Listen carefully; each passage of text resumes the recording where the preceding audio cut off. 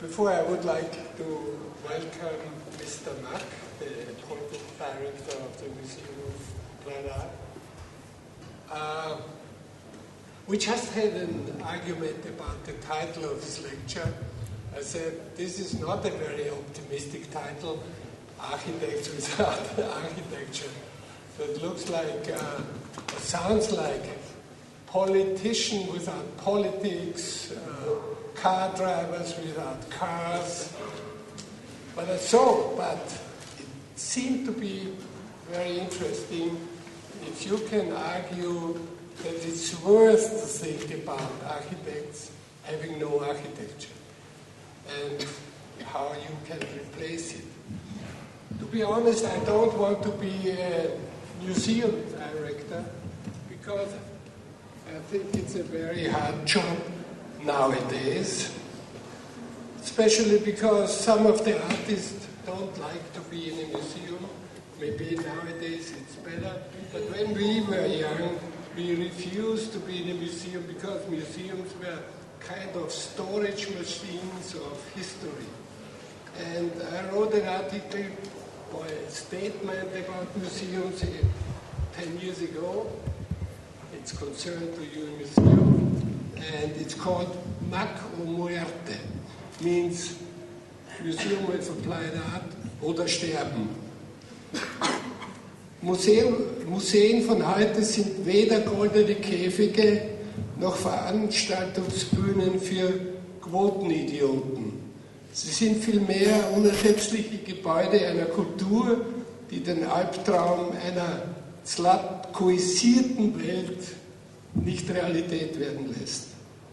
Die Gesellschaft, and this was the discussion we had 10 minutes ago, die Gesellschaft und daher die Politik hat die Aufgabe, Unentdecktes, Unerforschtes, Fremdes und Minderheiten zu schützen. Also, die Politik hat die Museen zu unterstützen, die sich nicht als Show-Einlage für die Express Yourself Society, sondern als ästhetische Forschungszentren einer zukünftigen Gesellschaftsform verstehen. Und dann Mac o Muerte, es gibt keine Alternative. Mr. Thun Hohenstein has a very long biography. I'll make it very short. He studied law, political science, and art history at the University of Vienna, where he was teaching as an assistant. Then he worked for the Austrian Foreign Ministry, so he became a diplomat, which I think is very important for being a director and being diplomatic as well. Then, and this I think is a very important step in your life, in my point of view, you became the director of the Cultural Forum, Austrian Cultural Forum in New York, where you opened the famous building of our friend Raymond Abraham. Then you came back to Vienna and guided as the manager or director of the departure agency, a very influential agency because he gave sponsorship to a lot of very progressive projects. And then, and now, you are the director of our neighbor museum, the Mack. I would like to, on behalf of the Institute of Architecture, I would like to welcome Mr. Thun Hohenstein. It's your floor.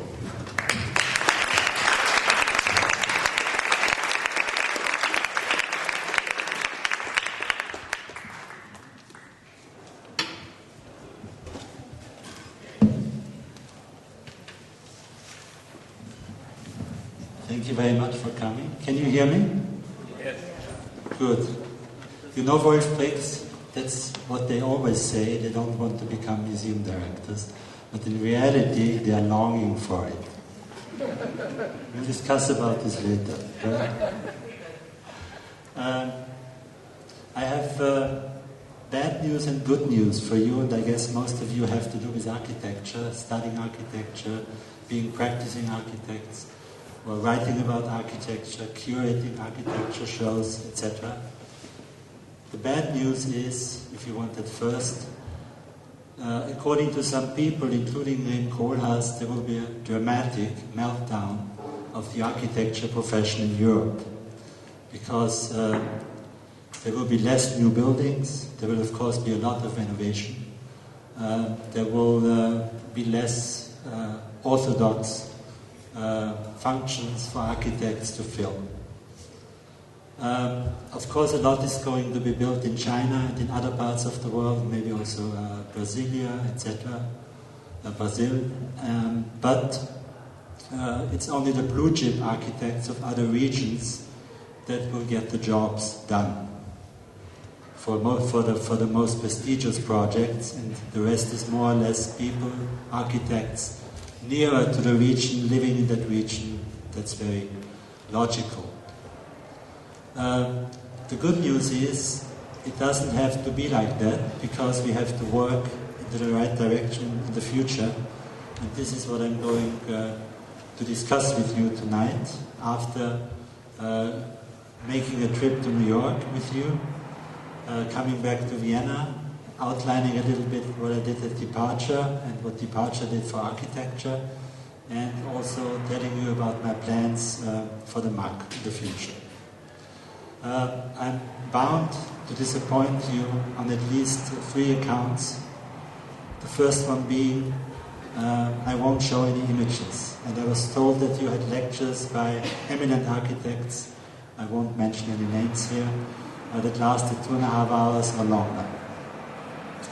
I will also disappoint you because you probably, most of you have more architecture expertise than I have, and I try to turn this disadvantage into a holistic advantage to tell you my view about architecture.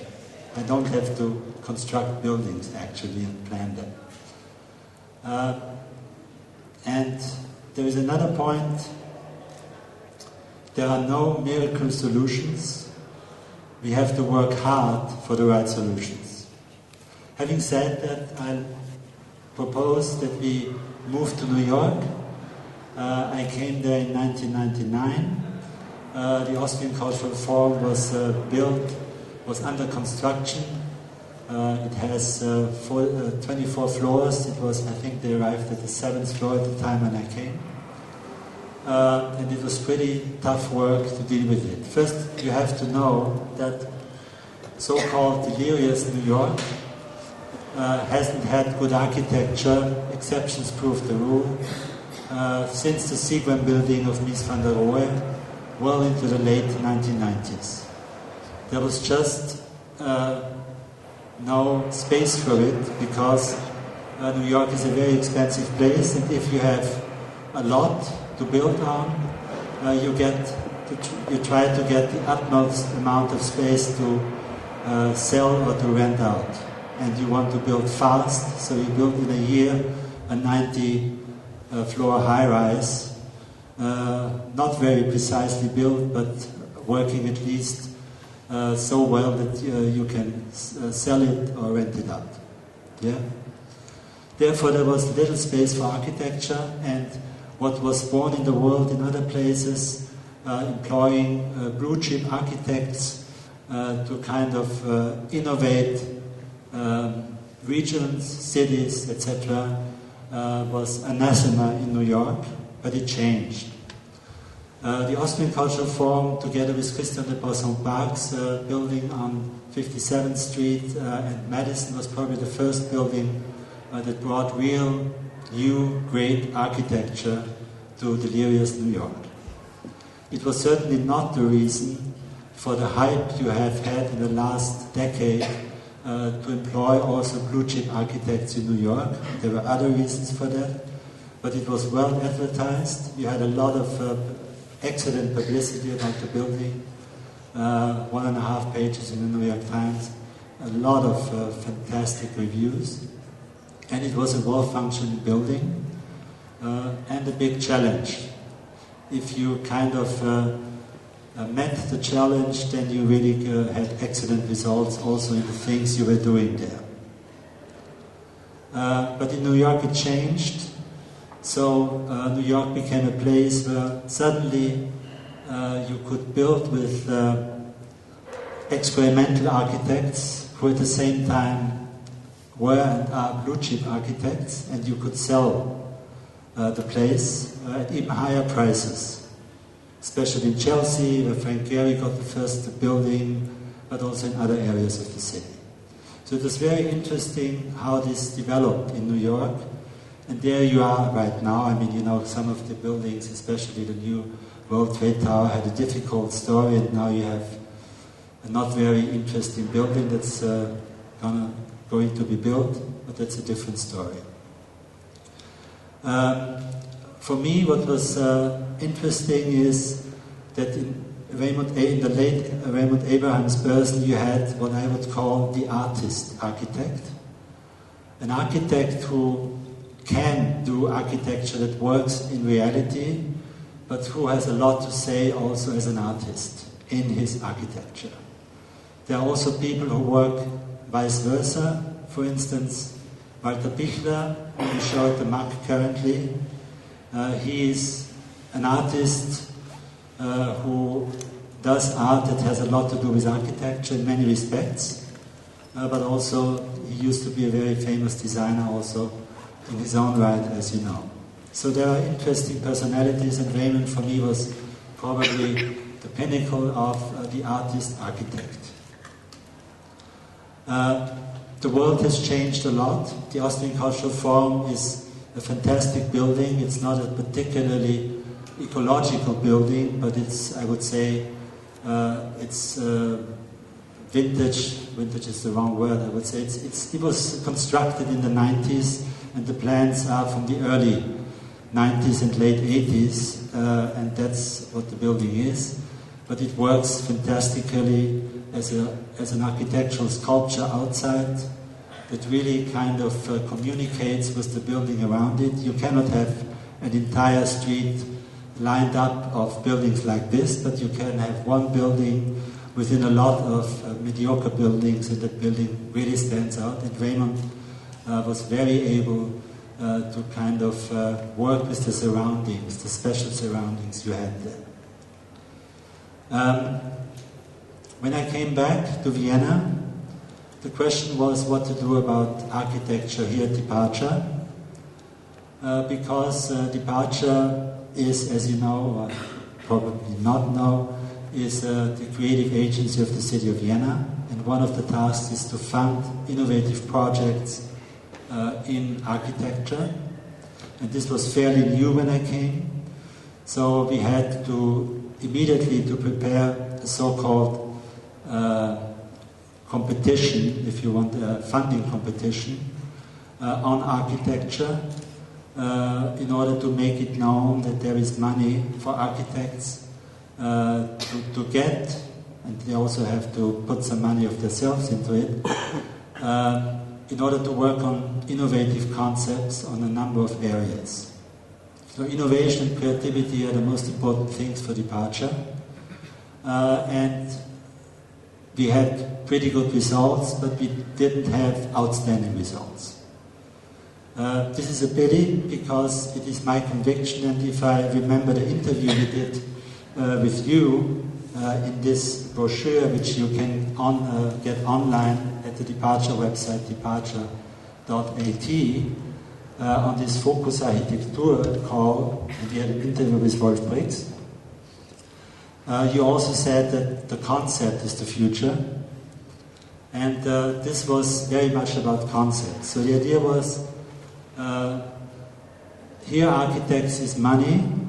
You can get up to 200,000 euro if you come up with a brilliant idea you want to work on and put into practice, but you also have to add a certain amount of money yourself, because obviously it's not 100% funding, but you can gain a competitive advantage in particular areas you're interested in, such as spatial plan, architecture for education, including schools, etc. Yeah? So we got fantastic applications on, for instance, urban planning and other areas. We didn't get a single interesting application on architecture for schools, etc. Because it seemed that nobody among the people applying, and not everybody was applying, of course, took the effort to really kind of look up the latest pedagogical, let's say, reasoning about how school works, that the so-called classroom of this size, more or less, not so high, is outdated. But nobody took the effort to really Google this at least. And this is a little bit disappointing, I think, because, and I'm not talking about schools in Vienna, it was really about kind of raising your profile, that you are very good at this, and trying to sell it to whoever think would be interested, also in the surrounding countries. The same for the spatial plan. We talked about laws a lot, very controversially. We said in this paper, laws needs an update in the 21st century, so the Raumplan is very important. You want to make use of your apartment in different ways, in different constellations, going beyond the core family, maybe having nothing to do with the core family and so on. But this was also not really being of interest, it seemed, to those applying. So for me it was a little bit disappointing, in spite of the projects that got funding that were excellent, but some of them are very theoretical, urban planning views, etc., but not really that on the issues I mentioned before. Okay, so I said we have to continue to work very hard on this, and this is actually what I'm trying to do right now. Architecture has to invent itself in many ways, because I think architects have to create their clients. That is very important these days. I will mention, for instance, the so-called Baugruppen. I don't know what the English translation would be. Building communities, construction communities, something like this. This is a phenomenon in Germany especially, less so in Austria. And it's really about, for instance, in dwelling, an architect identifying a lot where something could be built, trying to get in the people he knows, and among the group of the people he knows, other people who want to buy an apartment in the future, apartment house, for instance. Getting this together, and instead of a commercial developer, it is really this group of people, including the architect who initiated it, that finalizes the project, and ideally also gets even public funding for this. Yeah? This is just an example of an initiative that really can work well. Now, we need lots of other initiatives in similar ways, and we need to identify those tasks. You may have heard of a very interesting phenomenon in design, and it's called the design ladder. It's in 4 steps. It's an invention of the Scandinavia, so to speak, and it means there are 4 steps that show the maturity of a society as far as design is concerned. The first step is non-design. The second step is design as styling. The third step is design as process. And the 4th step is design as strategy. And this is really what design is all about. For instance, if a company needs designers, they should involve designers from the first moment. Designers, and Hartmut Esslinger, who was a professor here at the Angewandte, would even tell a big company, you're on the wrong track. Rethink the entire exercise. If it's strategically not okay from his view, including environmental considerations and a lot of other considerations. And therefore, the task of designers is really to ask all the right questions at the right moment, meaning also very early on. So I thought it might be of help if we also develop a kind of architecture ladder, a little bit according to what I just mentioned. And since it's complicated, I have to read it to you. And then I continue like this. And we probably also have to discuss it because it's a first step. I have to confess I didn't look it up if somebody has done this already. I didn't Google it on the internet. It hasn't come across. And so I'm pretty sure nobody did. But I don't have any copyright on it. So anybody who wants to use it can feel free to do so. Along the lines of the design ladder already mentioned, we also need this architecture ladder directed in particular at the public sector, but also at companies with regard to use of space, meaning also headquarters, shops, malls, public and semi-public space, etc., as well as private persons, meaning civil society at large, all-encompassing civil society at large. The architecture ladder is, in my view, a useful step, a four-step model, if you want, for grouping civil society's architecture maturity on the basis of their attitudes toward architecture. The higher a civil society is up the ladder, the better it is at using architecture's potential for positive change. What do I mean by positive change? Especially innovations in the fields of our society, for instance, social, between different generations, etc., between different people with different cultural backgrounds, and much more.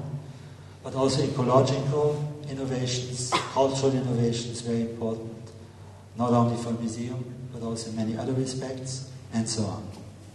So the first step would be non-architecture, meaning architecture is a negligible part of development, and any construction activities there are fall to professional groups other than architects. This is something we don't desire and don't have in Austria.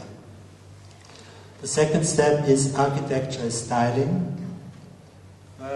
Here, architecture is seen solely as relating to the final physical form of a building. This can be the work of an architect, but is usually determined to the utmost extent by the developer and implemented by engineers. The third step would be architecture's process. Architecture is not only a result, but also a method that is integrated early on in the development process, pertaining to new structures, including infrastructure, public space, etc. The outcome requires contributions from a range of specialists, is highly interdisciplinary, and fits in an overall plan for sustainable quality of life. And the fourth step, and highest step of the ladder, would be architecture strategy for innovation, or strategic architecture. The architect works closely alongside the public sector, accompanies owners, management, or a private person on a complete or major renewal of its respective activities pertaining to planning and urban or land development, including, of course, new or refitted buildings and other structures, including infrastructure, public space, etc. Now I have to say that this, of course, also implies building. So the title of my lecture was meant to be provocative, that goes without saying. And I also have to add that the last two steps can be considered top-down, but also at least to a certain amount, if not much more important, bottom-up. And by bottom-up, I really mean taking the initiative, finding the appropriate space, lot, whatever, situation, to do this, and team up with designers, of course also other people such as engineers, but also people who have a very different view of the things to be done and of the world in general. Now don't mix up designers and architects. I know that especially in this city, architects have done a lot of design. It's always very difficult to sell to designers that another job involving design is done by an architect. This is, so to speak, this is the follow-up of the Gesamtkunstwerk we have here, as seen from an architectural perspective. They want to do it all. But there are also other possibilities for a total work of art, as we can see, employing also people from other disciplines in an overall concept for a project. But the important thing is really that designers take a totally different view. Designers of the 21st century take a totally different view at topics than architects do. Architects, I think, have the advantage that they, from their perspective and their knowledge in building, can have a very holistic view rather than a totalistic view. This is very important, I think. But they also should allow for room for other brilliant minds of other disciplines to be part of it, because it really helps the entire project. Now, we shouldn't always think about the big cities in the world, the big cultural cities in the world, and I include Vienna here, provoking the protest of Wolf Breaks, but we discussed about this afterwards, right? But we should also think about the possibilities in smaller cities, in smaller communities, municipalities, etc. Because the problem is, and you can look at many places in Austria, there's really a drain away from these places because they don't have innovation. They're quite the contrary of innovation. They don't lure people into staying, especially younger generations. And therefore, it's really something, a downhill race, so to speak. And it's very sad in many respects. And I think architects really should look around, maybe also team up early on with other disciplines and say, what can we do with this place?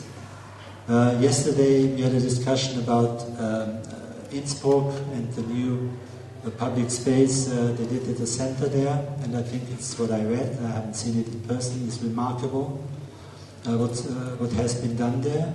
And it just shows you, and you have the architecture standing there that is not easy to, I don't know, to take.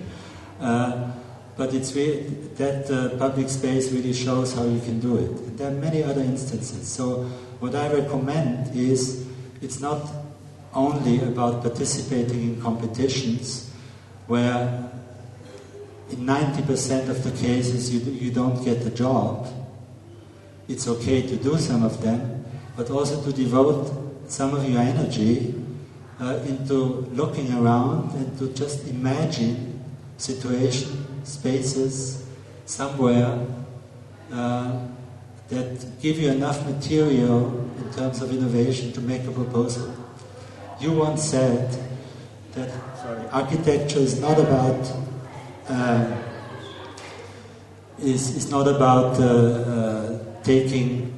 waiting for commissions. It's about making statements. I would go one step further.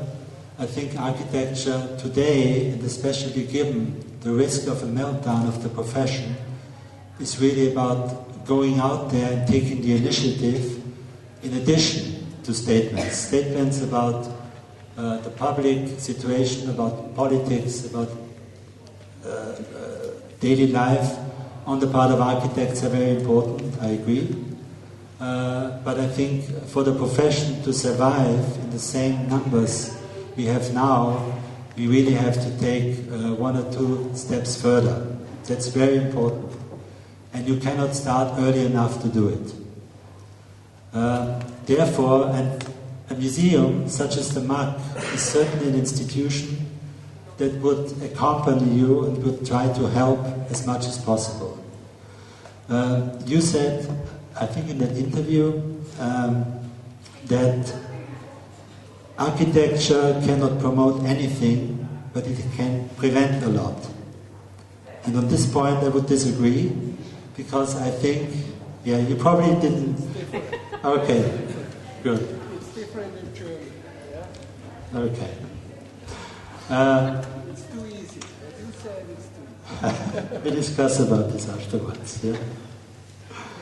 Architektur kann nichts fördern, sie kann aber viel verhindern, I think is the quote in German, if I remember it correctly.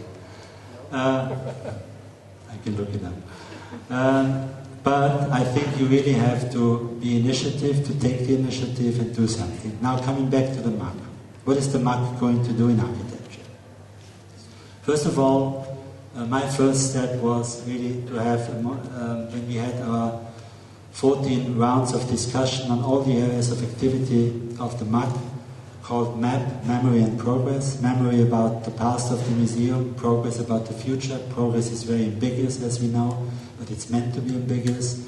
So when I initiated this rounds of discussion, we of course also had one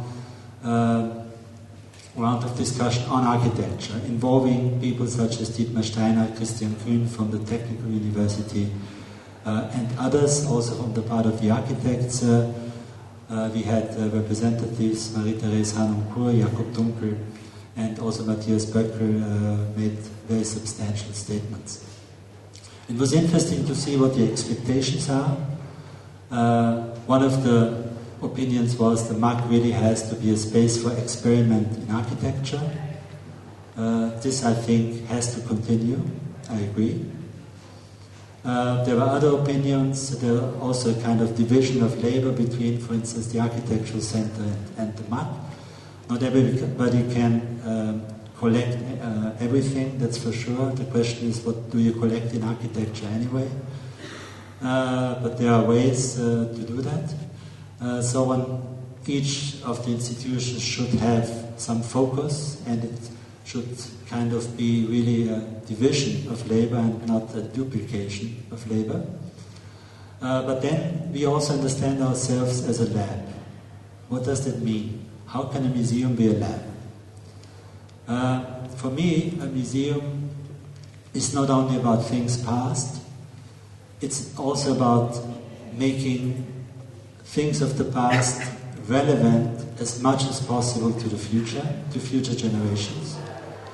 And if you do that, you already have one step in the future, and it's therefore also natural that you deal with lots of other things that come up in that context, because if the disciplines have to be a future, and the museum has to kind of reflect parts of that, the museum should also be active in developing this future. That's at least my point of view. I'm also always in favor of a very active museum.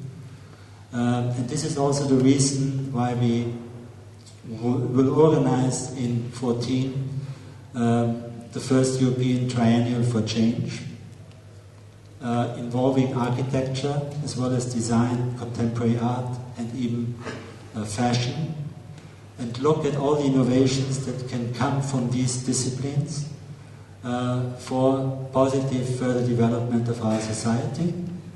You know that the major task of design today is to make a better society. I would also say it's very important for architecture to have architects who are experimental and at the same time have a social political conscience and work actively on change, for positive change, and at the same time, of course, do great architecture. The things have to go hand in hand. If you have ecological architecture that's boring, it's boring. The same goes for socially innovative architecture. If it's bad architecture, it's boring. Yeah? So you need all the elements, and that I think is the task.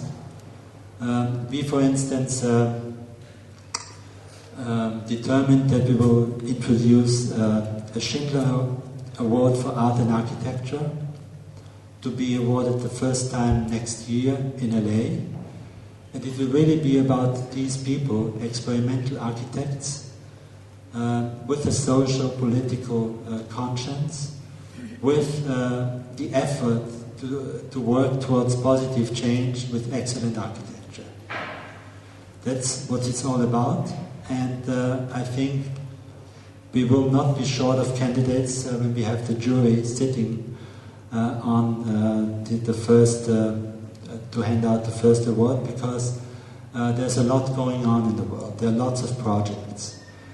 Blue chip architects are very important because they raise the profile of architecture in the minds of many, many people, much more people than those who are usually interested in architecture.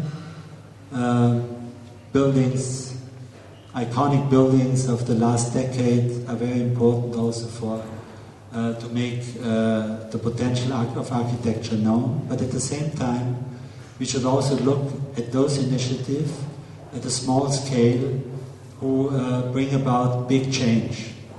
One of my favorite architecture exhibitions I saw at MoMA a couple of years ago was curated by Andres Lepik, who is going to be the head of the Architecture Museum in Munich, starting in October. It was called Small Scale Big Change, and it really showed the best buildings worldwide that dealt with architects going into communities, dealing in fantastic, innovative ways with the situations they were confronted with, proposing solutions that didn't cost that much money and changed a lot to the people living there.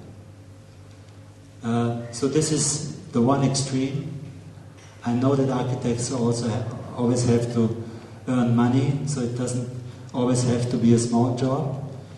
There are many possibilities in between. And then, of course, you have the blue chip architects, and probably the most efficient one is Norman Foster, because he delivers green efficiency at the state-of-the-art level to his clients. And that is why he's so popular. That is also why you could criticize him, but companies love it, and many public institutions love it too. Therefore, I think if you don't happen to be a blue chip architect or become one, and the number is very small worldwide, you should really get to know your surroundings. Now, what can the MAC do in addition? I think we have to make it clear, and now we get into very dangerous territory, that especially in Vienna, there is a long history of interesting architectural thinking. When we will open our new permanent installation on Viennese modernism, so-called Vienna 1900, it will actually be about Vienna 1880 through 1938. And it also shows that there were different stages of the world. There was a world war in between. And so the world looked quite different after World War I than it looked before. We also have to show that Vienna 1900 developed several ways into modernity, ways that were totally different from each other, ambiguous ways, but I think ways that we have to retain of a lot still in our age. One way was the way of the secessionists and Joseph Hoffmann, and here I quote Christian Wittering. They really tried to put new forms and shapes on old content. And then you had another way, very ambiguous in itself, contradictory, but nevertheless interesting, Adolf Loos, who was looking at new content, and therefore for a new human being. And I think I'm not in favor of one or the other, and there are some people who say the most important theoretical architect, whatever that means, of the 20th century was Josef Frank, who could also be regarded in some ways as a synthesis between the two, leaning more towards Lust than towards Hoffmann probably. But what is important is that this search for a new human being is very close to what we need today. The conditions are different, of course. We have the digital age. We are approaching the Web 3.0, which means the computer will do a lot of intelligent work. There you have artificial intelligence in the real world. But there are also rooms for maneuver. And therefore, we have to work for it. We are currently also in a world where even the experts don't know what's going on in the financial and economic worlds anymore.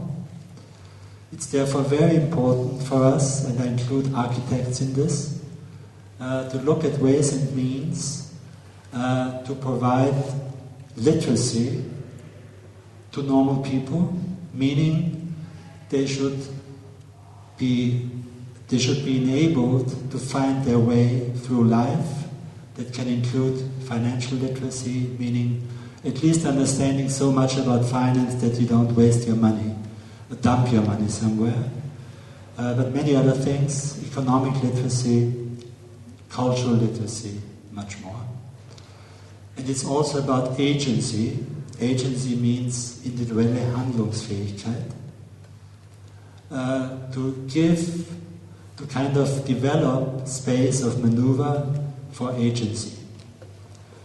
So these are very important things to work on, also from creative sides, involving also architects, designers, contemporary artists, even intelligent fashion designers.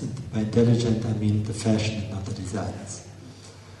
They're intelligent all the time, but there's intelligent fashion, which means the fashion itself works on your body.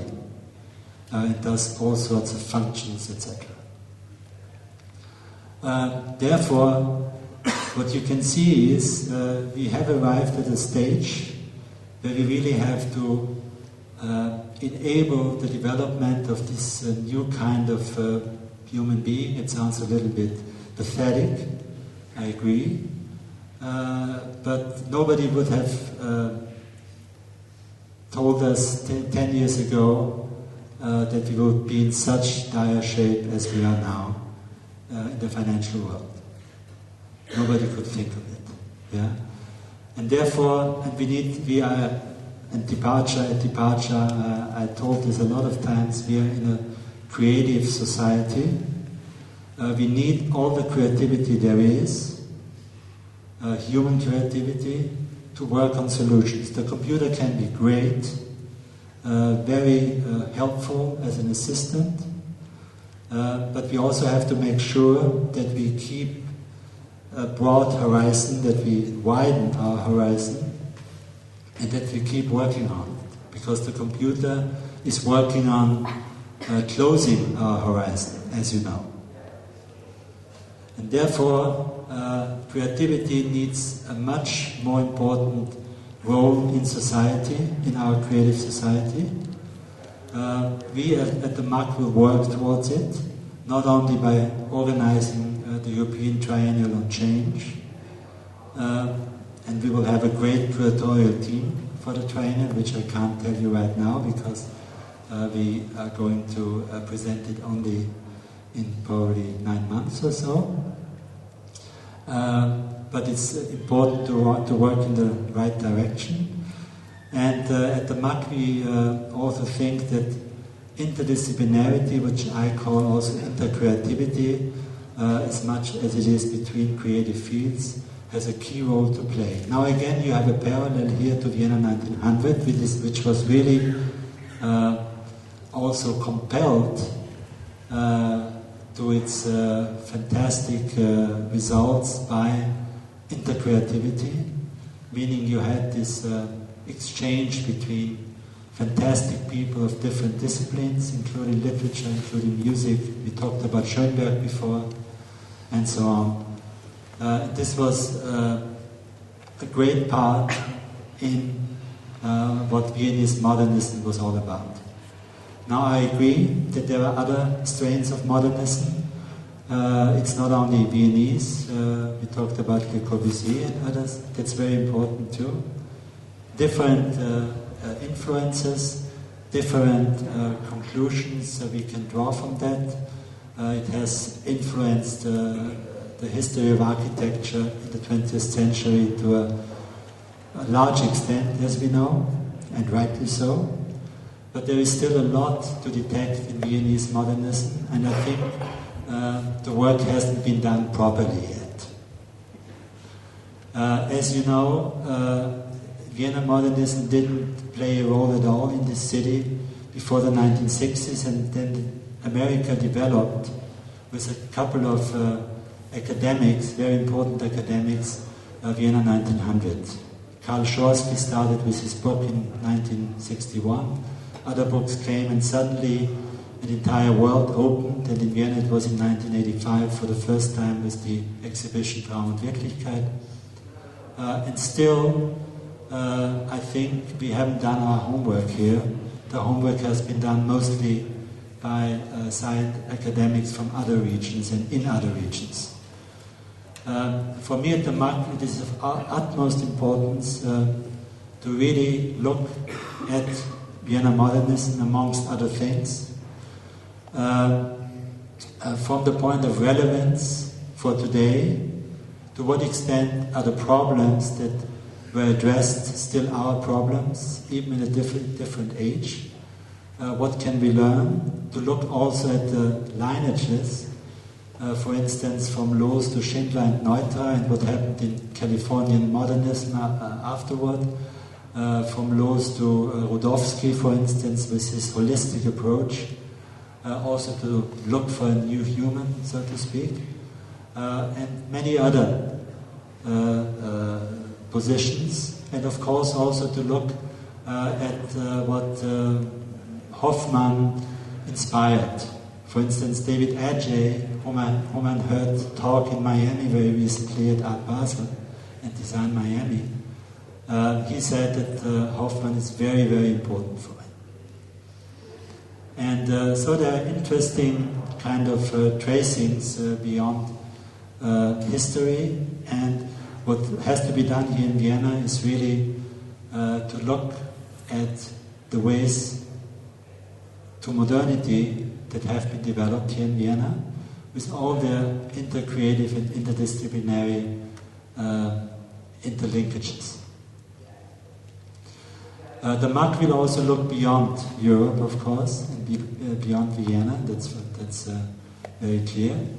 In a year from now, we will do an exhibition on, with the title, I'm not sure it's the final title, Learning from Asia, Experimental Architecture in Japan, China, South Korea, and Singapore.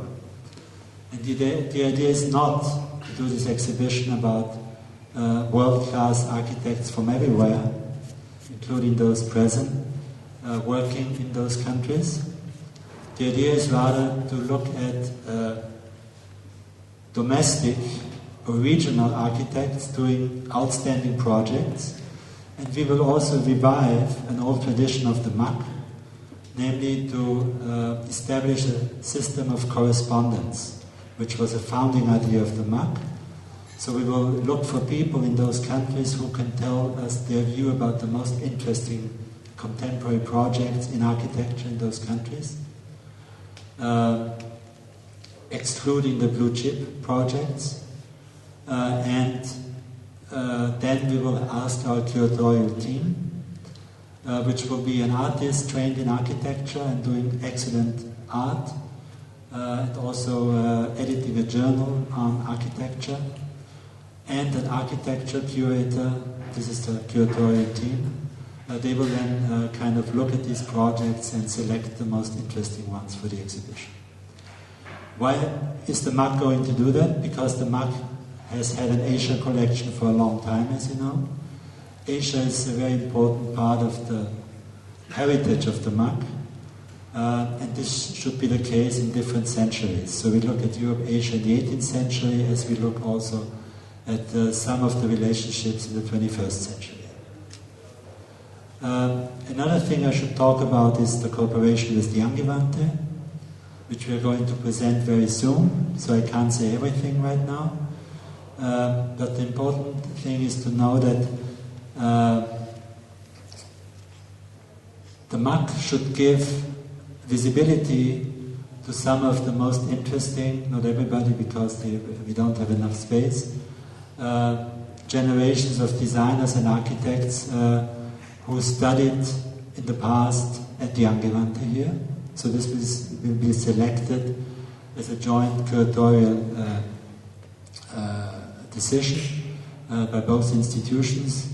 And the one selected will then get a single person or single team, if it's team exhibitions at the MAC. Of course not in the biggest space, but nevertheless it's a museum visibility, and I think it's really good.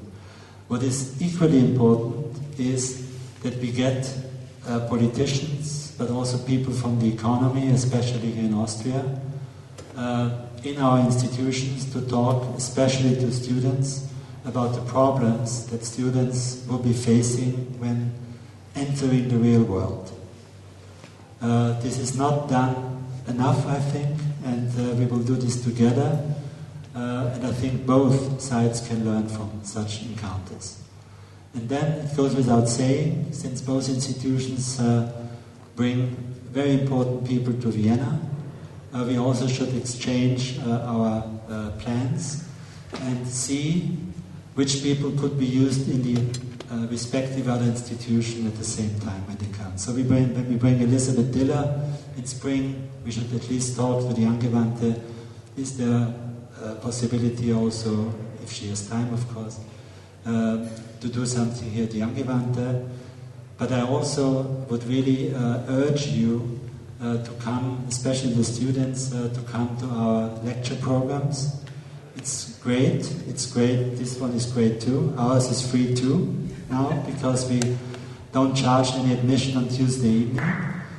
And so I hope you come when people such as Elisabeth Diller and many others will come on Tuesday evenings to talk in our auditorium. But this is also something we can do together with the MAC, with the Angewandte. Then another thing I would like to mention is that going way beyond architecture, and this I think, and here you would agree, when we talk about Loos, Hoffmann, Frank, and so, it's really not only about architecture.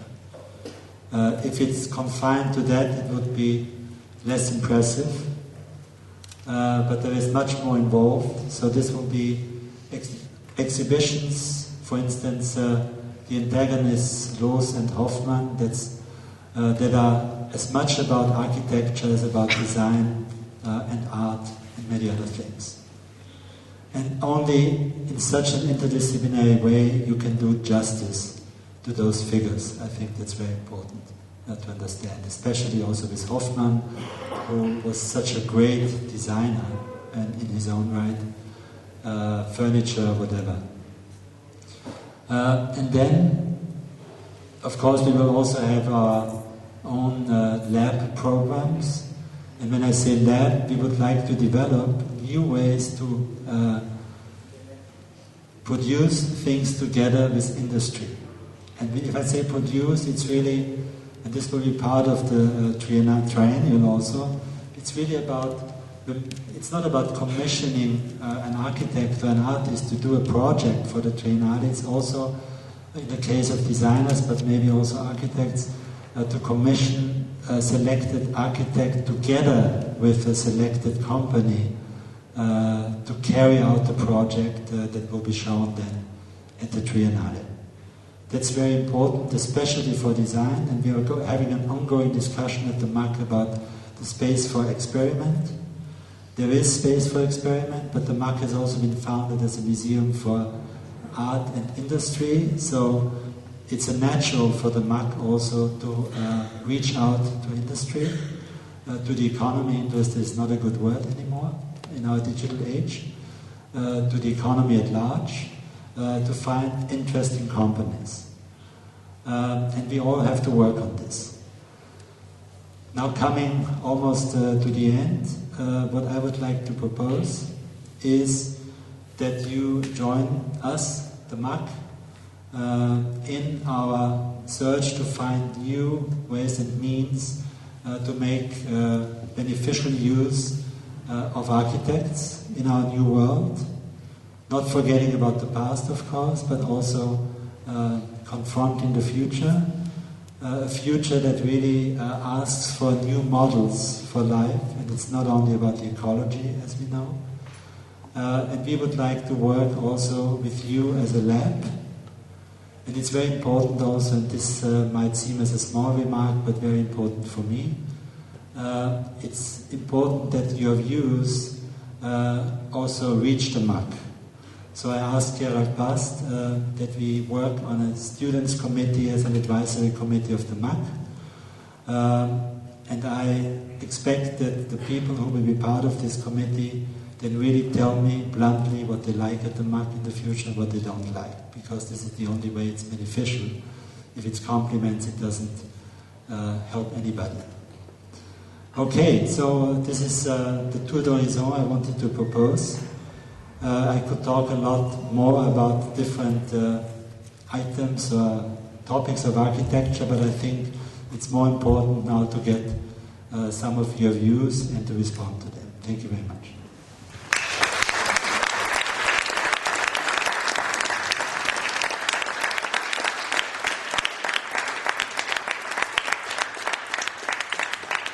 Mr. Mark, it was a great lecture.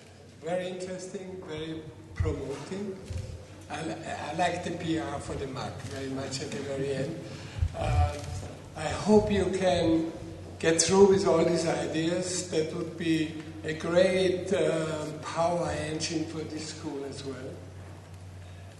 I'm sure that this 19th century modern Viennese movement will be a great success in this upcoming conservative world.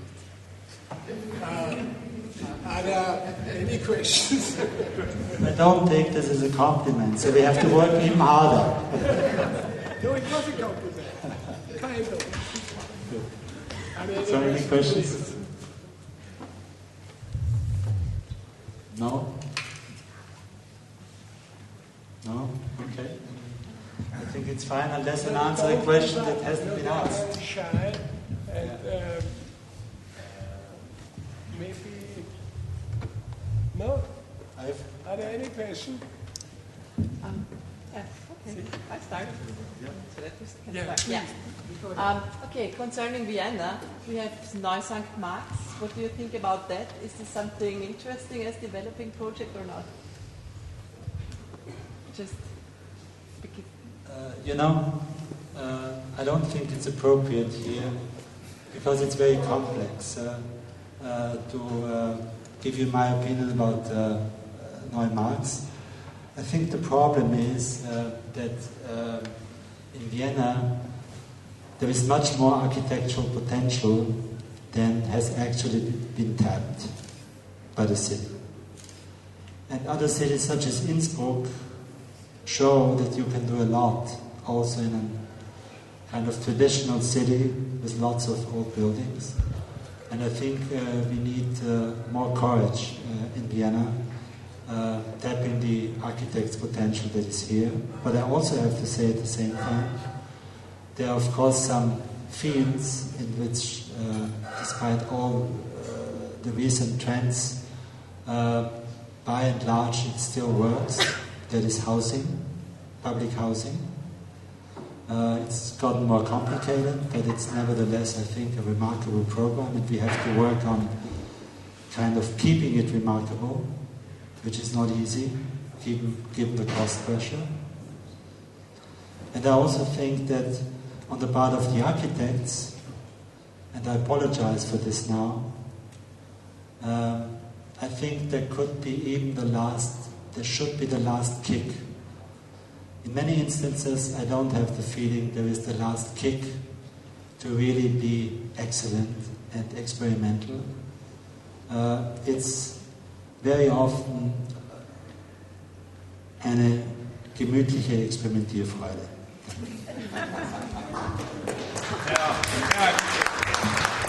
Ja, ich glaube, das kann man sich nicht so einfach freudlos.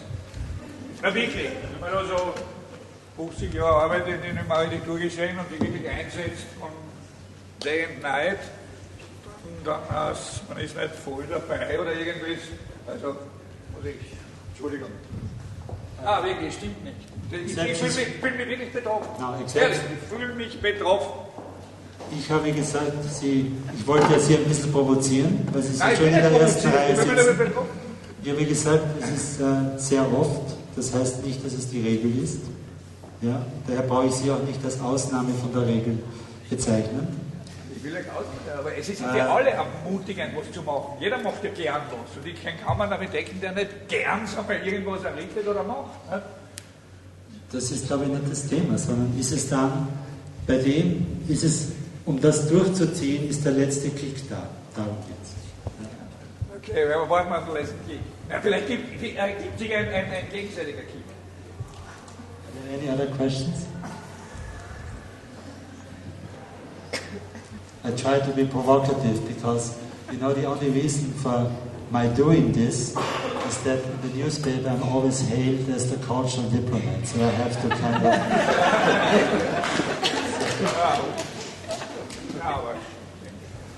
Any other questions? Okay, so thanks very much for your attention without any images. I hope you're at the end not disappointed. And I hope really to see you at the MAC and to work with you towards a new future for architecture. Thank you.